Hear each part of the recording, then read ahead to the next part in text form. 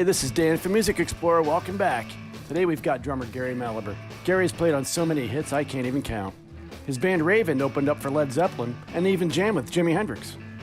He's recorded with Van Morrison, starting with Moondance, and he's on most of Steve Miller's hits and Eddie Money's hits. Gary has also recorded with Bruce Springsteen, Bonnie Raitt, and many more. He's also planning to do something with bassist Billy Sheehan in the near future.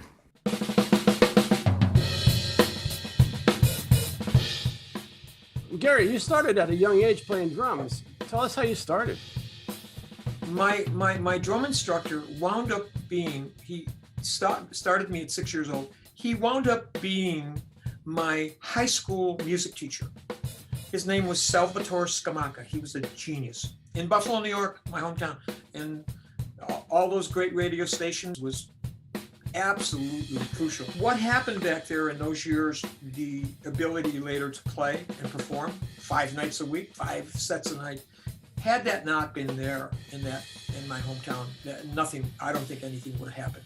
Who were your influences? Every category of music that came across those radio stations and came on early TV, and 5-6 years of rock and roll were crucial, because a revolution started. We didn't really know it, but the homework that I did, I was taking those records apart, not only listening to the drum part, but I would be listening to everything else that was going on to make that song move in the manner in which it was moving. What bands did you play through up until Raven? My first band was for a birthday party. We were 13 years old, and each guy made $750. And that was a fortune. So we did really well. And then it went on from there. And I was going at it every day. And along with that, starting to play piano, understand just for orchestral training, but just merely to understand the orchestra and understand what is doing what and why. And that started very early. Tell us about Raven.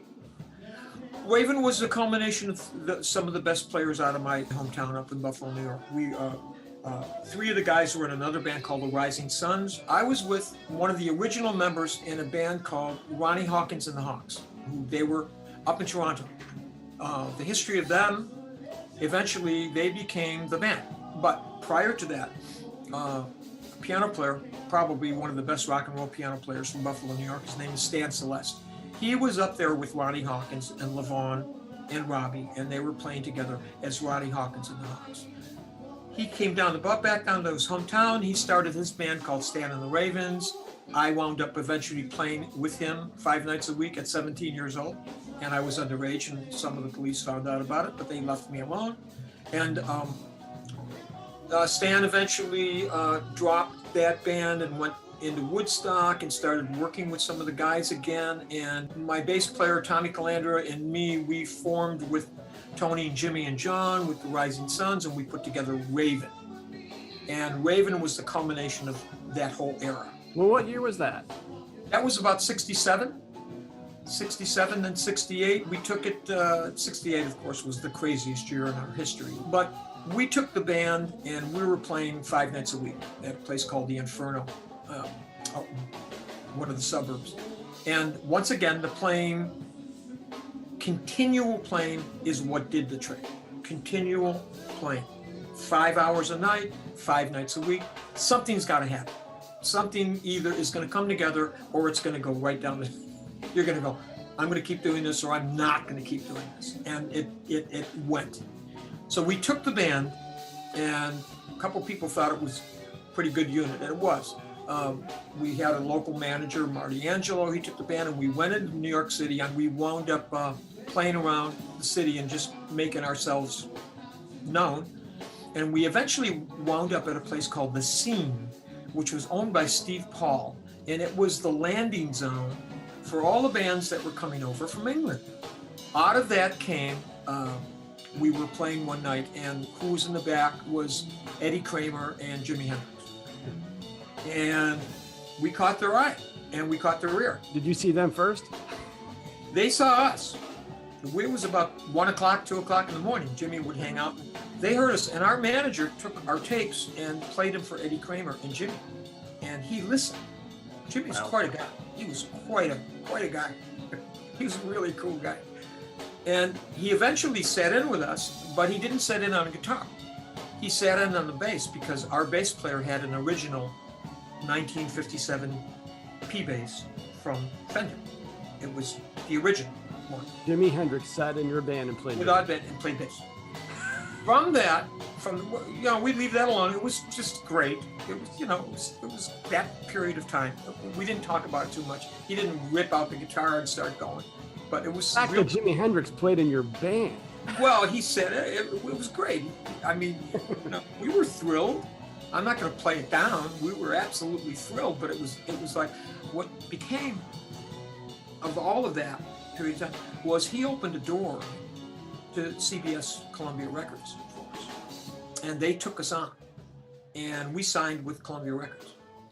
We went until about 1970. Then life and all of its just wonderment and horrible life stuff just tore everybody apart. Everybody just had to get away from each other, and then I made the jump from there. But prior to that, didn't you almost get signed to Apple?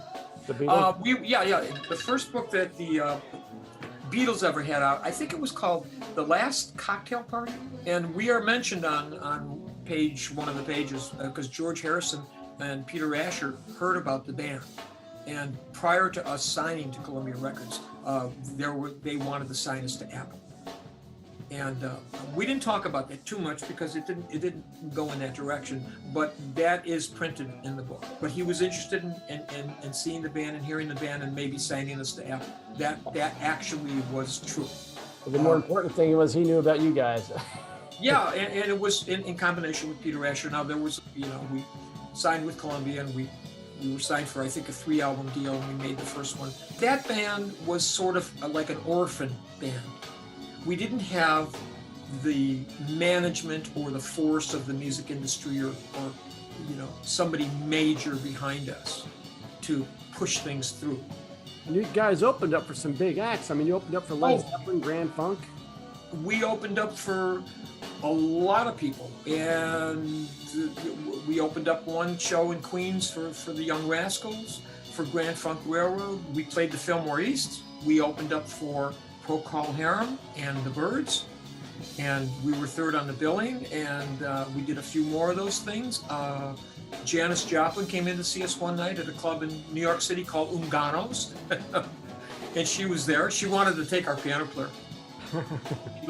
She wound up taking an organ player from Buffalo, New York. His name is Richard Commode, and Richard was on with her band on the Ed Sullivan Show. It was him. Yeah, one of our friends. Yeah, I'm glad he got there. Well, what was it like opening up for Led Zeppelin? Well, then that came up, and that was at the Boston Tea Party. They couldn't get anybody to open for them, is what we heard. And we said, sure, we'll do it. We knew something was going on here. I said, wait a minute, something's going on here. I think these guys have lifted the bar. I mean, oh my goodness, did they lift the bar? They certainly did lift the bar. And the story goes that they liked us. And they thought we had a lot of, to do that. I was watching them from the side. I was watching Bonham from the side of the stage, and I was like going, yeah, these guys are taking it to another place. Just being there and watching that was quite an education. I said, yeah, they perform a whole nother way. There's a different reason for everything that's going on here than just playing some nightclub somewhere in the United States and just doing cover tunes. I said, they're lifting the bar and they're doing something else. Well, that was the exact period of time where I connected with Van Morrison, because the band broke up and everybody went back to the hometown. I stayed in New York, and before I knew it, the Van Morrison chapter started. So. Now, how did that happen? Well,